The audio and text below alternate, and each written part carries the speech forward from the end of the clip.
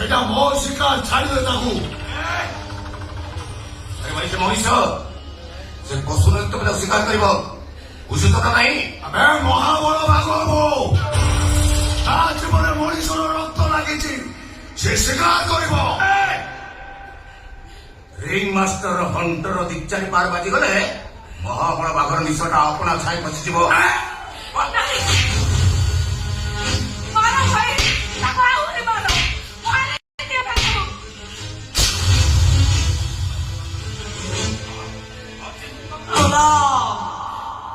ତୁ ସବୁଦିନ ମୋର ଗୋଲାମ ହେଇ ରହିବୁ।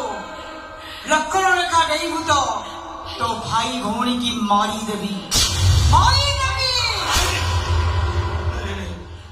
ମୁଁ ଭାଇ ଭଉଣୀ କିଛି ଭାବୁଥିବି ମାରିବୁ ପୁରା ଡାକବେ ତୋକୁ ଦରଦୀ ବନ୍ଧୁକୁ, ଦରଦୀ ବନ୍ଧୁକୁ ଡାକବେ।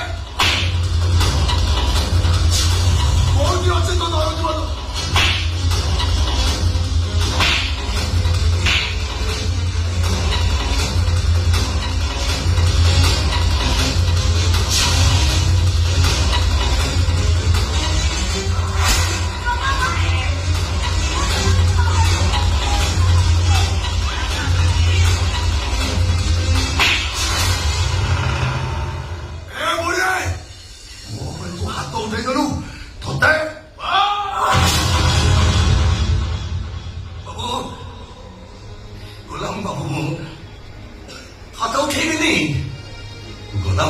ମଣିଷ ବାବୁ ଗୋଟେ ମଣିଷର ହୃଦୟ ଏତିକି କହୁଛି ମା ସିଏ ବାବୁ।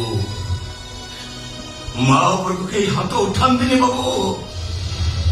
ମା ଠାରୁ ବଡ ଶବ୍ଦ ଏ ଦୁନିଆରେ କିଛି ନାହିଁ ବାବୁ।